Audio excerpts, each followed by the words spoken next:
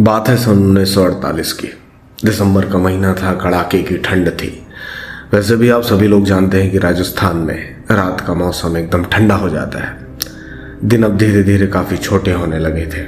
उस समय मैं आज के राजस्थान के मुनाबाद रेलवे स्टेशन पर स्टेशन मास्टर के पद पर तैनात था। ठंड ज़्यादा होने के कारण एक दो यात्री ही दिखाई पड़ते।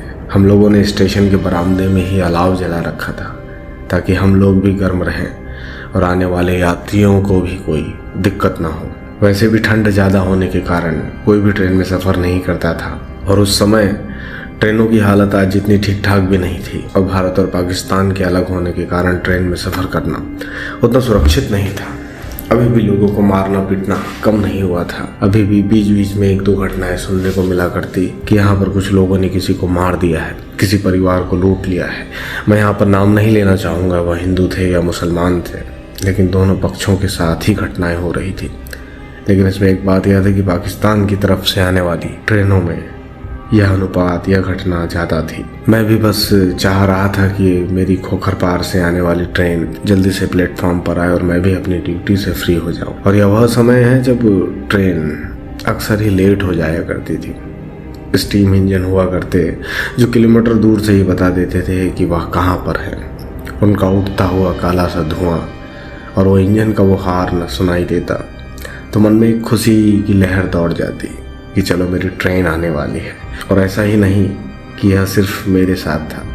उस समय जो भी ट्रेन में यात्रा किया करते हैं, बच्चे हों, बूढ़े हों, महिलाएं हों या पुरुष हों, सभी के चेहरे पर एक मुस्कुराहट सी आ जाती थी कि आज हम ट्रेन में बैठने वाले हैं। ये उस दौर की बात ही अलग थी। यह कहानी हमें भेजी है बंसीलाल ने, जो कि राजस्थान के ही रहने वाले हैं।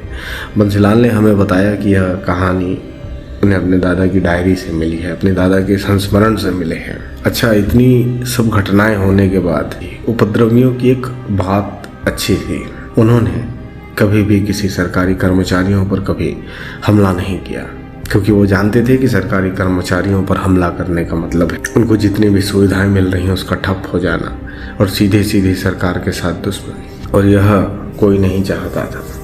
अफरा तफरी के इस दौर में किसी भी व्यवस्था का ठप हो जाना नागवार होता। इस समय मेरे रेलवे स्टेशन पर मेरे अलावा दो कर्मचारी और थे। हम तीनों ही अलाव पर आग सेक रहे थे। धीरे धीरे समय बीतता जा रहा था और हम थे कि हमारा इंतज़ार खत्म होने का नाम ही नहीं ले रहा था। ट्रेन जो कि 8 बजे आने वाली थी, पर उसका अभी भी कोई नामो निशान नहीं था और धीरे धीरे 11:30 बज चुके थे।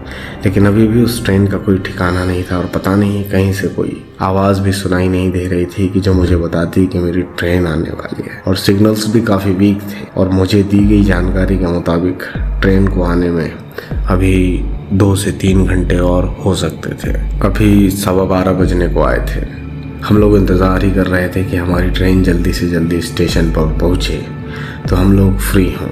तभी हमने देखा कि हमारी रेल की पटरियों से चलकर कुछ लोग आ रहे हैं। हमें लगा कि शायद ट्रेन में बैठने वाले होंगे, लेकिन मेरे मन में शंका भी हुई कि रात में लोग नहीं निकला करते थे और पहले का समय 8 बजे यानी रात हो जाती थी। यहाँ के सभी लोगों को मालूम था कि ट्रेन 8 के बाद आती नहीं है। मैं इन्हीं विचारों में खोया हुआ था। मैंने देखा कि वह लोग धीरे धीरे चलकर मेरे पास आने लगे हैं। उनमें 2 महिलाएं, एक बच्चा और 2 पुरुष थे। एक महिला जो थी वह देखने से लगा कि वह बुजुर्ग महिला उन दोनों पुरुषों की माँ है। उन सभी लोगों ने राजस्थान के परंपरागत लिबास पहने हुए थे। सभी लोग चेहरे से काफ़ी घबराए हुए लग रहे थे। उनके ग्रुप में जो एक महिला थी बच्चों के साथ, उसके चेहरे से लग रहा था वह काफ़ी डरी हुई है। उन सबके चेहरे एकदम सफ़ेद पड़े हुए थे, मानो लगता था कि चेहरे पर खून की एक भी बूंद नहीं है। जब वो लोग हमारे एकदम नज़दीक आ गए, लेकिन मैंने एक बात गौर की कि उनमें से किसी ने भी इस कड़ाके की ठंड में अपने आप को गर्म करने की कोशिश नहीं की। न ही उन लोगों ने किसी पर ध्यान दिया और वो छोटा सा बच्चा लगता था बहुत नींद में है। जब वह सभी लोग हमारे काफ़ी नज़दीक आ गए तो उनमें से बच्चे वाली महिला बोली, मुझे लगता है कि सामने रेल की पटरी पर कुछ समस्या है। मुझे लगता है कि सामने रेलवे पटरी उखाड़ी गई है। पहले तो मुझे उस महिला की बात पर यकीन नहीं हुआ, लेकिन उस महिला की बात को उसके परिवार के सभी सदस्यों ने दोहराया तो मुझे भी यकीन हो गया कि कहीं कुछ गड़बड़ है। उसके बाद मैंने अपने तीनों कर्मचारियों को अपने साथ चलने को कहा। मैं उन लोगों से उस जगह का पता पूछा और अपने कर्मचारियों के साथ निकल पड़ा। हम लोग जैसे रेलवे पटरियों पर बढ़े जा रहे थे, मन में थोड़ी सी शंका भी थी, क्योंकि रात का लगभग अब 1:30 बज चुका था। तभी मेरे एक कर्मचारी ने बोला कि शायद ट्रेन कभी भी आ सकती है। तो मैंने उसे समझाया कि मेरी मौजूदा जानकारी के मुताबिक ट्रेन लगभग 3 या 4 बजे के बाद ही आएगी, क्योंकि अभी तक उस ट्रेन का कहीं कोई ठिकाना नहीं था। मुझे लगा उस कर्मचारी को डर लग रहा है या फिर ठंड के कारण उसका मन नहीं कर रहा है। खैर जो भी हो, वो मेरे कहने पर मेरे साथ चलने के लिए तैयार हो गया और हम लोग पटरियों पर बढ़ चले। हम लोग तेजी से उन लोगों के बताए हुए ठिकाने पर जाने लगे और हम लोग चल क्या रहे थे, लगभग दौड़ ही रहे। इस ठंड में भी हम लोगों के शरीर में फुर्ती आ गई थी। हम लोगों को यह होश ही नहीं रहा कि वह परिवार हमारे साथ है या नहीं। बस अपनी धुन में चले जा रहे थे। बस फिक्र थी कि किसी भी तरह उनके बताए हुए ठिकाने पर पहुंचकर वहां की क्या स्थिति है उसकी जानकारी अपने सीनियर्स को देना। हम लोग बस तेज कदमों से चले ही जा रहे थे और लगता था कि बस जिस जगह का पता उन लोगों ने बताया है वहां पर जल्दी पहुंच जाए। और अब लगा कि हम थोड़ी देर में पहुंच ही जाएंगे। हम लोग चलते चलते जब उस ठिकाने पर पहुंचने वाले थे, हम लोगों ने देखा कि शायद रेल की पटरियों पर कुछ पड़ा हुआ है। वातावरण में अजीब सा सन्नाटा पसरा हुआ था। जब हम लोग पास पहुंचे तो देखते हैं कि वही परिवार, वही 5 लोग जो हमसे थोड़ी देर पहले मिले थे, उस जगह पर लाश में तब्दील है। और जहां पर उनकी लाशें पड़ी थी, मैंने जैसे ही उन लाशों को देखा, मेरे तो होश उड़ गए। या कैसे हो सकता है, अभी थोड़ी देर पहले ही इन लोगों ने हमसे बातें की थी। इन लोगों ने ही तो इस जगह का हमें पता बताया था। वहाँ की स्थिति मुझे देखने से लगा कि कुछ उपद्रवियों ने उस जगह पर रेलवे के सपोर्टिंग खिल्ले निकाल दिए थे, ताकि जब ट्रेन इस जगह पर पहुंचे तो सपोर्ट न होने की वजह से ट्रेन पलट जाए। वहाँ की स्थिति देखने से लगा कि इन लोगों में, उपद्रवियों में काफी संघर्ष हुआ था। इसी कारण पूरे परिवार को अपनी जान से हाथ धोना पड़ा। मेरा मन एकदम से बैठ गया, क्यों मार दिया गया इन सबको, और क्या कसूर था उस छोटे से बच्चे का जिसने अभी बोलना भी नहीं सीखा था। और मैं वहीं बैठकर रोने लगा। मेरी आंखों के आंसू थम नहीं रहे थे, क्योंकि इन लोगों ने मरते मरते भी सभी लोगों की जान बचा दी थी।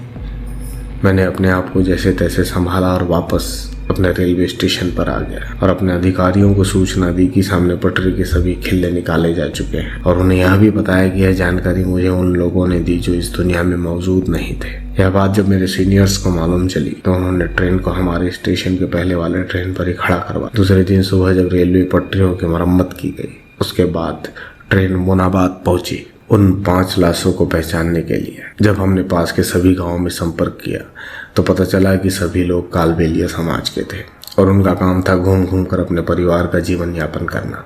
लेकिन इन लोगों ने जब उपद्रवियों को पटरी तोड़ते हुए देखा तो उनके अंदर का देशभक्ति का जुनून उनके दिमाग पर हावी हो और उन लोगों ने उसका विरोध किया। और इसी विरोध के कारण इन सभी लोगों को अपनी जान से हाथ धोना पड़ा। हमारी आज़ादी के ऐसे कई किस्से हैं जिनका कहीं कोई वर्णन नहीं है। इसके बाद दादा अपनी डायरी में लिखते हैं कि आज भी इस घटना को याद करता हूँ तो नतमस्तक हो जाता हूँ। धन्यवाद ऐसे लोगों को जिन्होंने अपनी जान की परवाह न करते हुए सैकड़ों लोगों की जान बचाई। अगर आपको हमारी कहानी पसंद आती है तो प्लीज़ लाइक करें। अगर आप हमारे चैनल पर नए हैं तो हमारे चैनल को प्लीज़ सब्सक्राइब करें। आपका एक सब्सक्रिप्शन मेरा हौसला बढ़ाता है और मुझे नई नई कहानियाँ आपके सामने लाने में मदद मिलती है। धन्यवाद।